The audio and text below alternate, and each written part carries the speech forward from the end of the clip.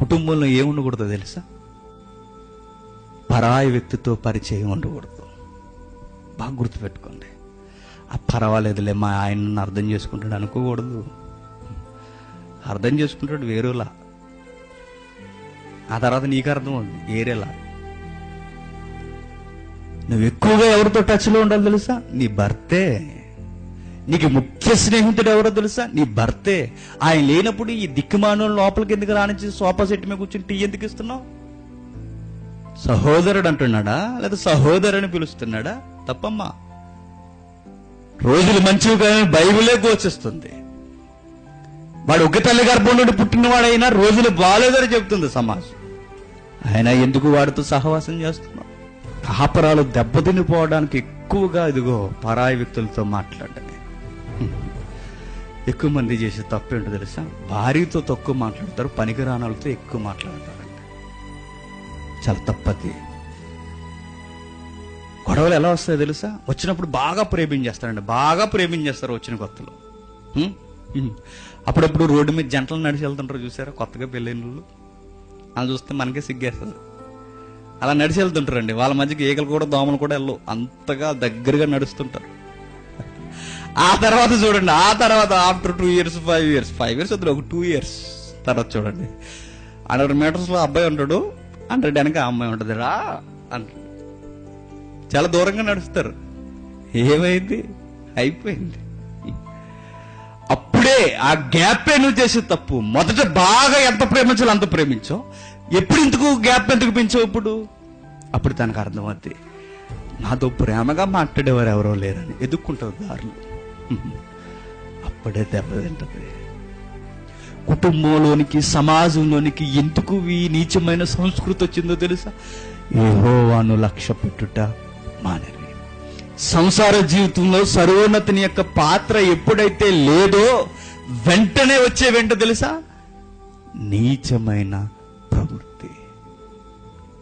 దేవుని లక్ష్య పెట్టలేదు కనుక వారి కుటుంబాలలో సమాజంలో వ్యభిచారం వెచ్చలవిడిగా జరిగిపోతుంది. అంటే వ్యభిచారం చేసే ముందు ఆలోచించారు. అసలు నాకు అర్థం కాదు. వ్యభిచారం అంటే తెలుసు కదా, పెళ్ళైన వాళ్ళు చేసేది వ్యభిచారం, పెళ్లి కాని వారు చేసేది సంసారం కాదు, జారత్వం. పెళ్ళైన వారు చేసేది వ్యభిచారం అంటే మూడో వ్యక్తితో సంబంధం పెట్టుకోవడం. అసలు వీరికి విలువలు, మానవత్వం, స్వేచ్ఛ అనే పదానికి అర్థం తెలియదండి పూర్తిగా. ఆ నొప్పి ఎలా ఉంటుందో నీకు తెలియదంటే దేవుడు సురకలేస్తాడు. సుమ్మా ఏమనుకుంటున్నావు? గుర్రం సగిలించడం చూసారా? బాగుంటుంది అనుకుంటున్నారా? చాలా దరిద్రంగా ఉంటుంది గుర్రం సగిలి.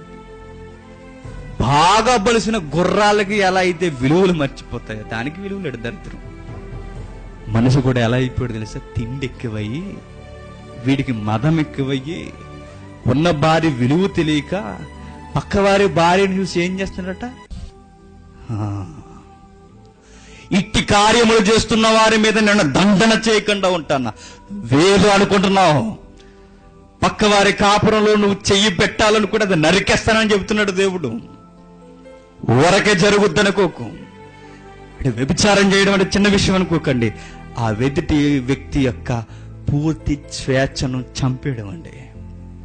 తన హక్కులను పూర్తిగా నువ్వు లాగేసుకోవడం. తన ఆస్తి, తన నమ్ముకున్న దేవుడు ఏమన్నాడు తెలుసు? సుబుద్ధి గల భార్య యెహోవా ఇచ్చు దానం. ఆ ఆస్తి నువ్వేం చేస్తున్నావు తెలుసా? లాగేసుకుంటున్నావు. దొంగతనం. అందుకే 10 ఆజ్ఞల్లో దొంగతనం కిందే పెట్టాడు, దొంగలించకూడదు అన్నాడు. వ్యభిచారం పైన చెప్పి కింద ఏమన్నాడు తెలుసా? దొంగలింపవద్దు అన్నాడు. ఎందుకు దొంగలించొద్దు అన్నాడు? అది అతని యొక్క ఆస్తి. తన సొత్తును నువ్వు లాక్కుంటున్నావంటే నేను చూస్తూ ఉంటానా? ఇది ఎంత దరిద్రం అంటే ఎంత దరిద్రం చెప్పండి. విచిత్రమైన విషయం చెప్తాను చేతి. మొన్న ఒక స్టేట్మెంట్ రాశాను, నేనే రాసిన స్టేట్మెంట్. ఏం జరిగింది తెలుసా? ఒకరిని చంపేశాడు ఒకడు. అతని పేరు వెంకట్రావు. రాజమండ్రి 14 సంవత్సరాలు జైలు శిక్ష చేశాడు. స్టేట్మెంట్ రాశాను. అంటే రౌడీ సీట్ ఉంది ఆయన మీద, సీట్ ఎత్తేయడానికి రిక్వెస్ట్ లెటర్ పెడుతున్నారు ఎస్పీకి. ఆ స్టేట్మెంట్ నేనే రాశాను. ఎందుకు చేస్తావు మర్డర్? బ్రీఫ్ ఉండాలి. ఎందుకు చేసావు ఈ మర్డర్ అంటే చెప్పడానికి చాలా సిగ్గుపడుతున్నాడు. ఎందుకు చెప్పు, నీ మీద ఎందుకు 302 పడ్డది అని అడిగితే చెప్తున్నాడు.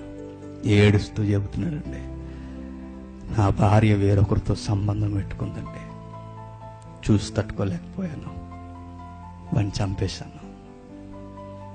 మరేమైందయ్యా? తనను బట్టి నా జీవితంలో పూర్తిగా ఓడిపోయానని నేను అన్నాడు. చూసారా, ఒక 5 నిమిషాలు సుఖం కొరకు నీ భర్త జీవితాన్ని నువ్వు పాడు చేస్తావు. ఒక 5 నిమిషాలు ఈ రమ్యమైన సుఖం అనుకుంటావే, ఆ చీకటి కోణంలో పోవడానికి నీ కుటుంబాన్ని నువ్వే కూలగొట్టుకుంటావు.